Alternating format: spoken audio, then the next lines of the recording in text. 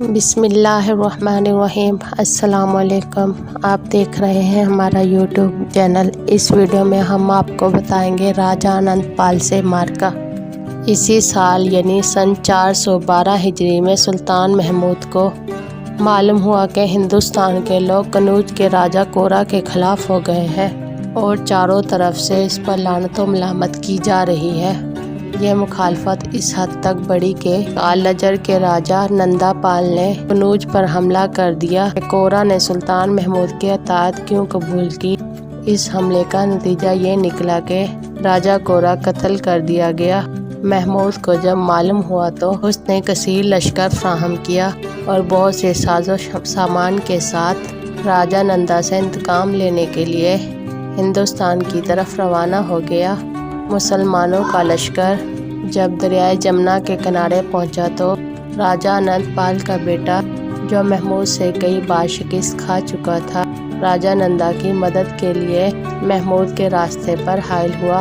اس زمانے میں دریائے جمنا میں پانی بہت چڑھا ہوا تھا اور وہ بہت گہرا تھا، اس لیے محمود کے لشکر کے لیے دریا کو پار کرنا بہت مشکل ہو گیا اور ہر شخص دریا کے پار کرنے کے سلسلے میں بشو پیش کر رہا تھا۔ اتفاق سے محمود کے 8 خاصے کے غلام ہمت کر کے دریا کے پار اتر گئے اور ہندوؤں کے لشکر سے جا ملے اور اپنے حملے سے تتر بتر کر دی۔ اننت پال کا بیٹا اپنے چند مصاحبوں کے ساتھ جان بچا کر بھاگ گیا۔ یہ 8 غلام ہندی لشکر کو شکست دینے کے بعد ایک قریبی شہر میں داخل ہو گئے اور خوب جی کھول کر انہوں نے شہر کو لوٹا اور وہاں کے مندروں کو مسمار کیا۔ ہو سکتا ہے کہ یہاں یہ سوال پیدا ہو کہ صرف 8 آدمیوں نے کس طرح اتنے بڑے لشکر کو شکست دی۔ اس شبے کو یوں دور کیا جا سکتا ہے کہ ممکن ہے کہ یہ 8 اشخاص سلطانی لشکر کے 8 امیر ہوں اور ہر ایک اپنے اپنے لشکر کے ساتھ دریا کے پار اتر کر ہندوؤں سے معرکہ آرا ہوا ہو۔ راجہ نندا سے جنگ۔ اننت پال کو شکست دینے کے بعد مسلمانوں کی فوج نندا کی طرف بڑھی۔ کال نجر پہنچ کر محمود کو معلوم ہوا کہ دشمن کا لشکر بہت بڑا ہے اور وہ 36,000 سواروں، 45,000 پیادوں، 640 ہاتھیوں پر مشتمل ہے۔ محمود نے ایک بلند مقام پر کھڑے ہو کر ہندوؤں کے لشکر کا معائنہ کیا اور ان کی کثرت کو دیکھ کر دل میں اپنے آگے بڑھنے سے پشیمان ہوا، لیکن اس نے اپنا حوصلہ پست نہ ہونے دیا اور اپنے سر کو بارگاہ خداوندی میں جھکا کر بڑے خشوع و خضوع سے فتح کی دعا مانگی۔ محمود کا لشکر جس روز کال نجر پہنچا اور اس نے فتح کی دعا مانگی، اسی رات نندا کے دل میں محمود کا خوف کچھ ایسا بیٹھا کہ وہ اپنے تمام مال و اسباب چھوڑ کر راتوں رات میدان جنگ سے بھاگ نکلا۔ صبح کو جب محمود نے یہ خبر سنی تو وہ ہندوؤں کے لشکر میں آیا اور آس پاس کے تمام کمی گاہوں کو دیکھ ہندوؤں کی طرف پورا اطمینان کر لیا۔ جب اس بات کا کامل یقین ہو گیا کہ دشمن کی قوت ختم ہو چکی ہے تو اس نے دل کھول کر غارت گرمی کا بازار گرم کیا۔ مسلمانوں کے ہاتھ مال غنیمت اس قدر آیا کہ اس کی تفصیل بیان سے باہر ہے۔ کال نجر کے قریب ایک جنگل سے مسلمان لشکریوں نے 580 ہاتھی پکڑے۔ محمود چونکہ پنجاب اور دوسرے علاقوں کی طرف سے پوری طرح مطمئن نہ تھا، اس لیے اس نے اسی قدر فتح پر اکتفا کیا اور غزنی واپس آ گیا۔ ہرات اور ناردن کی فتح۔ کال نجر کی فتح کے بعد محمود کو معلوم ہوا کہ ابھی تک ہرات اور ناردن کے باشندے بت پرستی کے مرض میں مبتلا ہیں اور باوجود اسلامی فتوحات کی کثرت کے انہوں نے مذہب اسلام قبول نہیں کیا، نیز خود سری بھی ان میں ابھی موجود ہے۔ یہ سنتے ہی محمود نے لشکر کو تیاری کا حکم دیا اور سناروں، بڑیوں اور سنگ تراشوں کی ایک بڑی جماعت لے کر لشکر کے ہمراہ ہرات اور ناردن کی طرف روانہ ہوا۔ محمود نے پہلے تو ہرات پر حملہ کیا۔ ہرات اپنی آب و ہوا کی وجہ سے ایک سرد مقام ہے جو ہندوستان اور ترکستان کے درمیان واقع ہے۔ یہ مقام اپنے سبزہ زاروں اور پھلوں کے باغوں کی وجہ سے دنیا بھر میں اپنی شہرت رکھتا ہے۔ اس شہر کے حاکم نے ماں اپنی رعایا کے مذہب اسلام قبول کر لیا، اس لیے محمود کو اس کے فتح کرنے میں کچھ زیادہ وقت کا سامنا نہیں کرنا پڑا۔ ہرات کی فتح کے بعد سلطان محمود نے خود تو وہیں قیام کیا اور حاجب علی بن ارسلان جاذب کو ناردن کی تسخیر کے لیے روانہ کیا۔ اس نے ناردن کو فتح کیا اور بہت سی لونڈیوں، غلاموں اور مال و دولت پر قابض ہوا۔ جب صاحب علی بن ارسلان جاذب نے ناردن کے سب سے بڑے مندر کو مسمار کیا تو عمارت کے ایک حصے سے ایک رد پہلا منقش پتھر برآمد ہوا، جس سے یہ اندازہ ہوا کہ اس مندر کی تعمیر کو 40,000 سال کا زمانہ گزر چکا ہے۔ محمود نے جب ناردن کی فتح کی خبر سنی تو وہ خود وہاں پہنچا اور اس شہر میں ایک مستحکم قلعہ تعمیر کروایا۔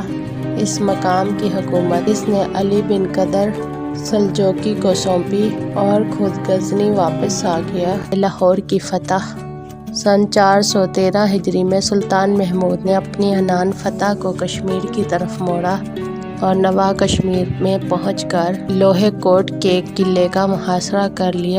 یہ محاصرہ 1 مہینے تک رہا، اس لیے محمود اپنی تمام کوششوں کے باوجود اسے فتح نہ کر سکا۔ یہ عالم دیکھ کر اس نے لوہے کوٹ کشمیر کا خیال ترک کر دیا اور لاہور کی طرف چل پڑا۔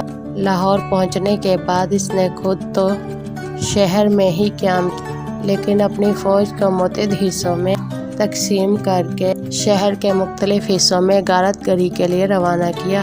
سپاہیوں نے بغیر کسی ہچکچاہٹ کے خوب جی کھول کر شہر اور اس کے آس پاس کے قصبوں اور دیہاتوں کو لوٹا اور بے شمار مال غنیمت لے کر سلطان محمود کی خدمت میں حاضر ہوئے۔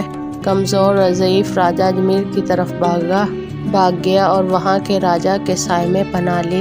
سلطان محمود نے لاہور پر قبضہ کر کے اسے اپنے ایک قابل اعتماد امیر کے سپرد کیا اور پنجاب کے دوسرے مقبوضات کی حکومتیں بھی قابل اور دیانتدار عالموں کے سپرد کر کے ملک گیری کے اصولوں اور قوانین کے پیش نظر غارت گری اور لوٹ مار سے ہاتھ کھینچ لیا۔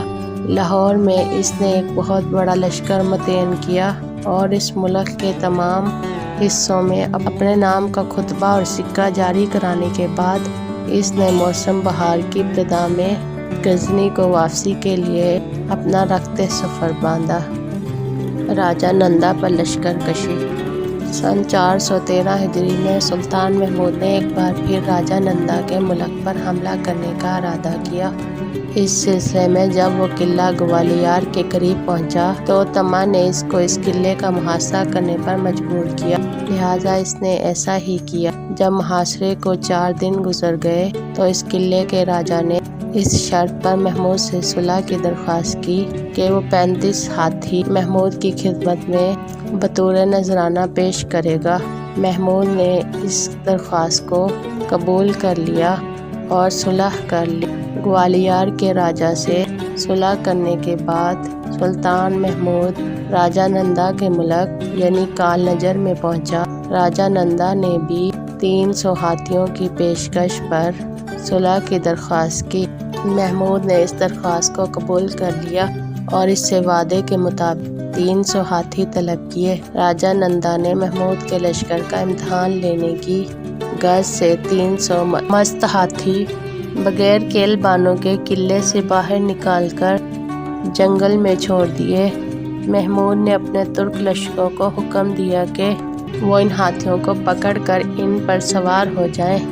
ان لشکریوں نے فوراً شاہی حکم کی تعمیل کی۔ راجہ نندا نے محمود کی تعریف میں ہندی زبان میں ایک شعر لکھ کر اس کے پاس بھیجا۔ سلطان محمود نے مشہور ہندوستانی، عربی اور اجمی شعراء کو جو اس کے دربار میں ملازم تھے یہ شعر سنایا۔ سب نے شعر کو بہت پسند کیا اور دل کھول کر اس کی تعریف کی۔ اس شعر کی خوبی اور لطافت سے متاثر ہو کر سلطان محمود نے راجہ نندا کے پاس 15 قلعوں کا فرمان بھیجا کہ جن میں کال نجر کا قلعہ بھی شامل تھا۔